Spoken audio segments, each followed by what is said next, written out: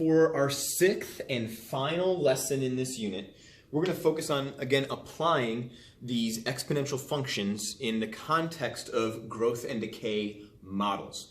All right, so exponential growth, again, looks like this, where as you progress in time, the output becomes larger and larger exponentially.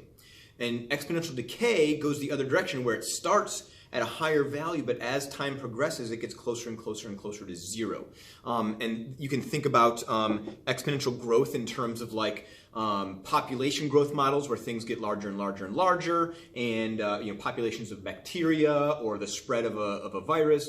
You can think of exponential decay as like radioactive material, where the material decays as time progresses and becomes less and less toxic to the environment around it. And you can also think of it as like shrinking populations, where there are fewer and fewer people living in a country based on the ability to reproduce or the resources available, that kind of thing.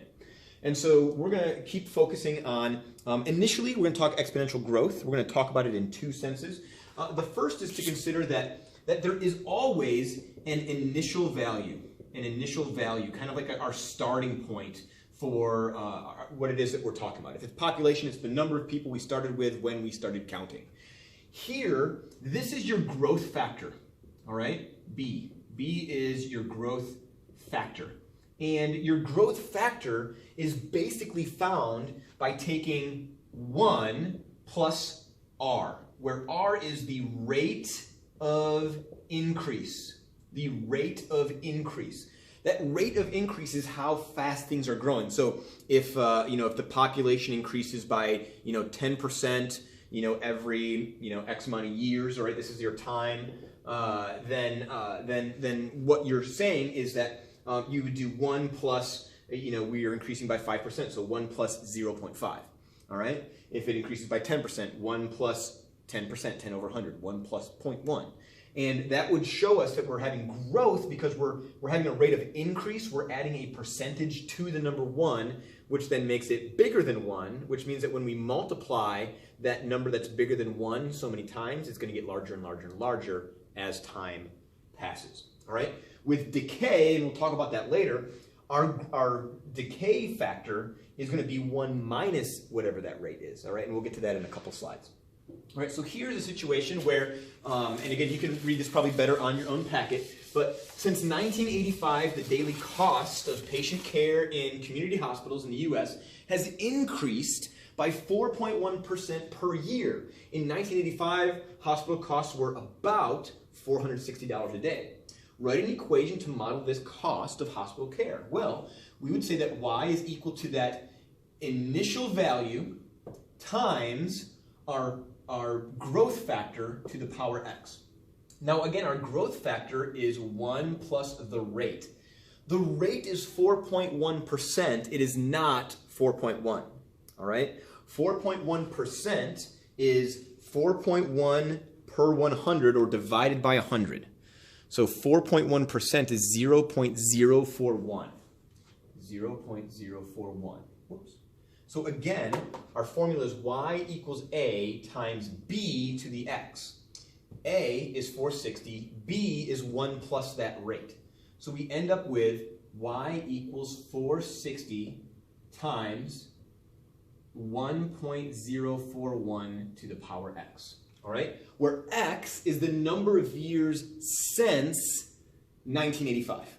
All right? So write your equation to approximate the cost per day in 2016. So 5 or 6 years ago, you want to think like, what was that cost per day, back a while ago. So what we're going to do is we're going to have 460 times 1.041, and then up here for x, we are going to take 2016 minus 1985. Now you might not want to write that out. You might actually want to compute what that value is first, which we can do using our calculators. 2016 minus 1985 gives us 31 years, all right, 31 years. And so we will put a 31 there.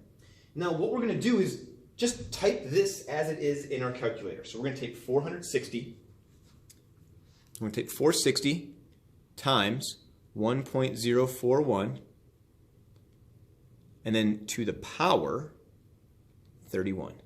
and we're going to let our calculator do that work, and you're going to write that number on your paper. Now, obviously, here we have dollars and cents. All right, so we have to do a little bit of rounding. We're going to go 2 decimal places, and so this is going to equal approximately 1598.565. We only need 2 decimal places, so we're going to take this 5 and we're going to round it up. Right? That 5 tells the 6 to go up. So we are going to say that this is the daily cost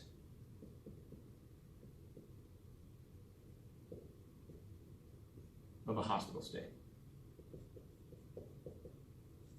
All right? Almost $1,600 to stay at the hospital each day. All right? So we can apply math, exponential functions. We can apply this thinking to make predictions. We can see what is it going to cost in fact, this is what I want you to do.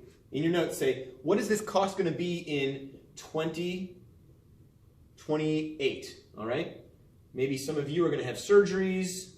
You're going to have babies in 2028. All right? That gives you some time. All right? Finish college, do all that other stuff, get to work, start a family. All right. In 2028, what will the cost be?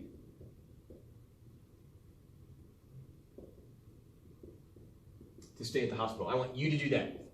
You do. And then we'll discuss it in class. All right.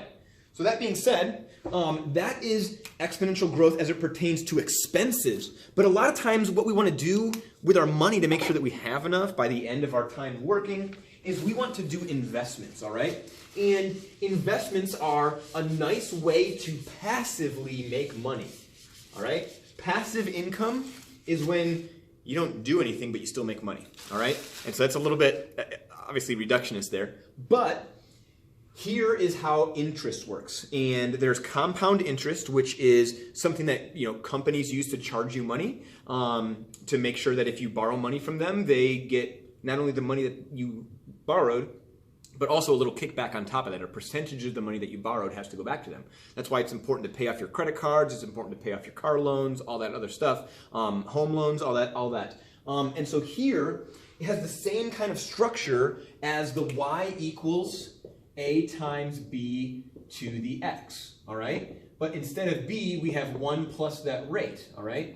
So y equals a times b to the x, all right? So that's our formula, which becomes y equals a times 1 plus the rate for growth, or 1 minus the rate for decay, and then to the power x. A, again, is our initial value, this lowercase a, which is replaced by p, our principal, or our initial investment into an account. Now, savings account are maybe not the best place to put your money, but we're going to do some examples of that. The best place right now, at this day and age, to put our money is the stock market, right? Because the growth there is unparalleled compared to other investment opportunities. All right, but again, passive income, the whole goal there is if you have some money, you can put it in, the market will move it, people are making money over here, and that makes your valuation of your investment go up, all right, which is fantastic. It's one of those things where it takes money to make money, though, all right? So that's obviously one of those kickbacks. Over here, this is your rate, all right, your rate of interest, all right, how fast that is going to increase versus the number of times that interest is compounded. Now, what compound interest means is they will assess that interest as many times as they tell you. Sometimes it's annually, sometimes it's monthly, sometimes it's daily interest, and usually it's not daily. Most of the time it's monthly interest. All right, so this is the same n value, number of times compounded annually, and I should say annually. All right, over here, t is the number of years. All right, I know you're like, why isn't it y? T is time. Is that month? Is that years? Well, we're going to have the number of times compounded times the number of years, and that's going to give you the number of months if you're doing monthly interest. All right, that kind of is how that works out. So I know that my handwriting is garbage, but that's why you listen to what I say. P is your principal interest. R is the interest rate. N is the number of times that is compounded annually. T is the number of years that you are making that investment. And then this tells you the value of your investment. All right, again, sorry for my handwriting. That's why we listen. All right, go back and watch that if you need to understand what those words are saying. All right, so what we're going to do with that is we're going to use this to maybe address some key situations for if you have a credit card that you're paying off, a car that you're paying off, or if you are making money based on some investment. So the number of times compounded per year, if it happens annually, that means it happens 1 time per year. Semi-annually, it happens twice per year. Quarterly, there's 4 quarters in a year. Monthly, there's 12 months in a year. Semi-monthly doesn't happen too much, but there are 2 half months in every month, so that's a total of 24, which is different than bi-weekly, because some weeks have, or some months have 5 weeks and others have only 4 weeks. And so bi-weekly would be, it happens twice as much as there are weeks. So there are 52 weeks in a year. So bi-weekly means it would happen every other week. It would happen 26 times. All right, so there's a little bit of a disparity there. Make sure you read the fine print. Daily, we say that there are 365 days in a year. Obviously, there's a leap year. You don't have to do a 0.25 there. We're just going to say 365. So these are numbers that hopefully you know just from previous experience and understanding the calendar. But we're going to use these words to insert a certain number into our work, all right, for that n value. All right, so it's important that you have these down. Now, we're going to use that in these situations. Now, I'm going to do a couple, and then I'm going to ask you to answer 2 questions on here. So the first thing that I'm going to do is we're going to look at these different banks' savings account options. This interest is unheard of, so you're not going to make this kind of interest. You're making like less than 1% interest, but usually less than 1/2 of 1% interest for most savings accounts. Your grandparents gave you $1,000, all right, thanks Grandma and Grandpa, to invest towards your college tuition after middle school. Which bank would you invest your money with for 4 years in order to earn the most money? All right, so you might just look at the number and say, oh, this is 5%, that's the biggest, so I'm going to go there. But this is compounded annually, this 4.9 is compounded daily, and this 4.75 is compounded weekly. So we want to make sure that we understand what n is referring to. Whoops. What n is referring to in each one of these situations. All right? That's important. We also have to understand that the rate is not 5, it's 5 divided by 100, which is 0.05. That this is going to be 0.049. That this is going to be 0.0475. All right? So we have to be able to do that thinking so that we can apply our work and our formula correctly. This is our principal investment. This is what we start with. So with each one of these, we're going to write that A is equal to P times 1 plus R over N to the power N times T. All right, so there's a lot happening here. I'm not going to write that formula down each time. But we know that we are going to have $1,000 is what we start with, times 1 plus our rate. In this case, I'm going to write that as 0.05 over the number of times it's compounded annually, which for this example, n is 1. And we're going to write that to the power of n times, so how many years? 4 years, times 4. All right? So what I did is I have 1,000. Actually, I'm going to put this in black also, because these are going to be the same for every item. These numbers are going to change for every item.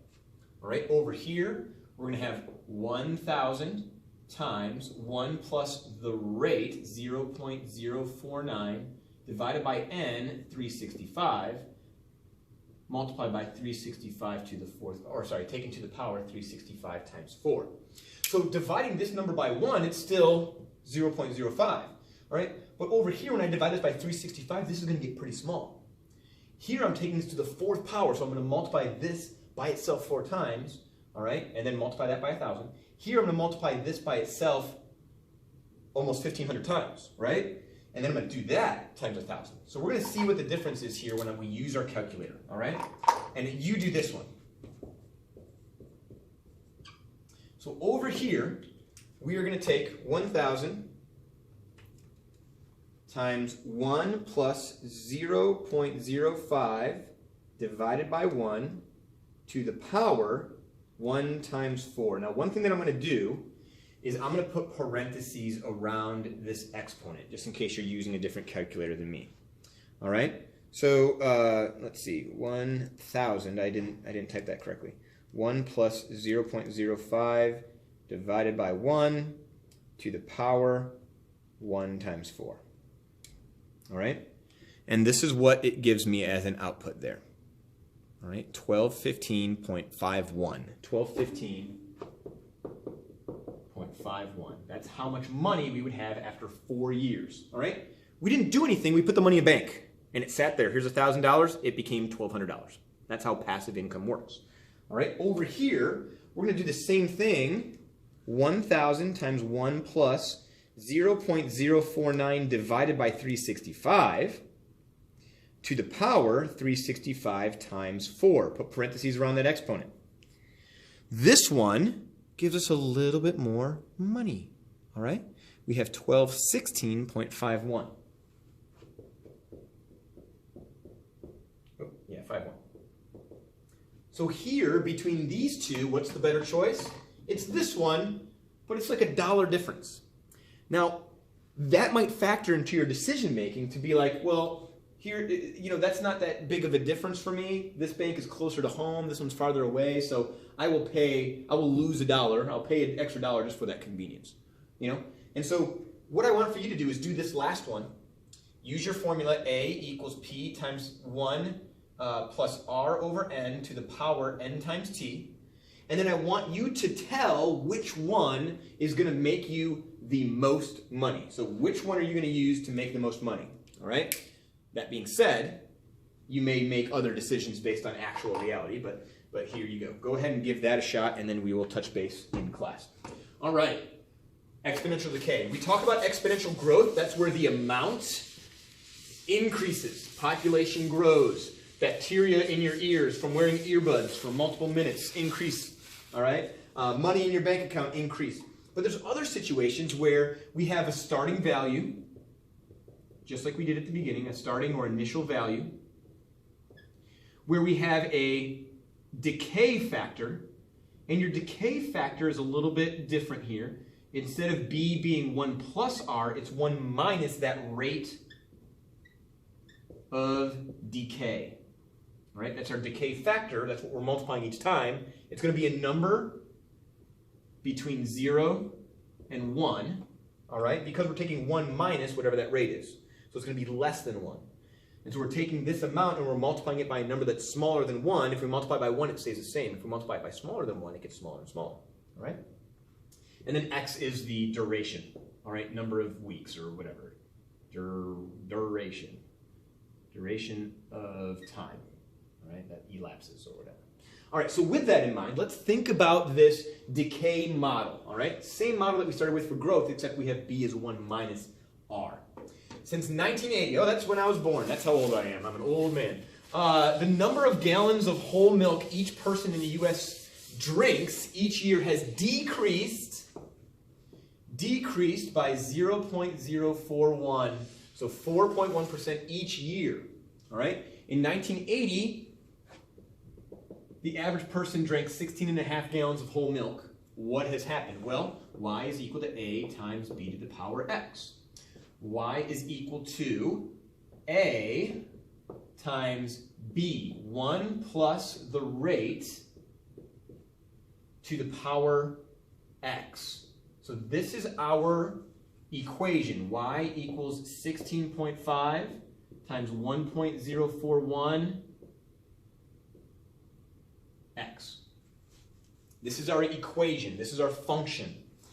Use the equation above to approximate the consumption per person, the consumption of whole milk per person in the U.S. in 2016. So 2016, how old was Mr. Hibbett in 2016? I was 36. All right, that was 36 years ago, or from 2016. So we're going to say y is equal to 16.5 times 1 point blah, blah, blah, blah, blah to the power 36. Type that in your calculator and approximate what that is. Now, we're going to get a weird decimal value, so write that down and then confirm that you typed a reasonable answer there. So here, it's going to be hard to write that down exactly. This is about 70.1 gallons, all right? And now, what's weird about that is, Mr. Hibbett, that is not correct. Because the person is decreasing how much they're drinking per year, not increasing. All right? So here, what I want for you to think about is, what did we do wrong? All right? What did we do wrong? And how is that the wrong answer? We're decreasing how much we're drinking, we're not increasing. So, here's the answer. What did we do wrong? We didn't subtract. We didn't subtract. So we should have a different answer here. This is why it's important to think about the veracity of our answers and to make sure that we are doing the right thing. 1 minus 0.041 is 0.959. 0.959. 0.959. Now, when I take this to that power,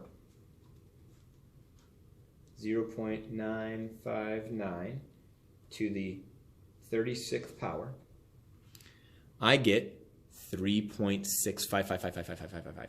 So we used to drink 16.5 gallons a year of whole milk, and now it should suggest that we're drinking 3.7 or 3.66.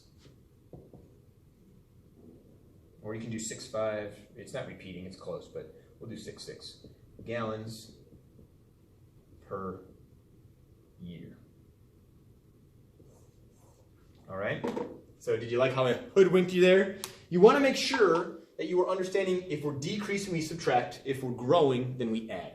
Folks, that is it. That is the end of the lesson. I hope that you feel comfortable and confident using, applying, exploring exponential growth and exponential decay.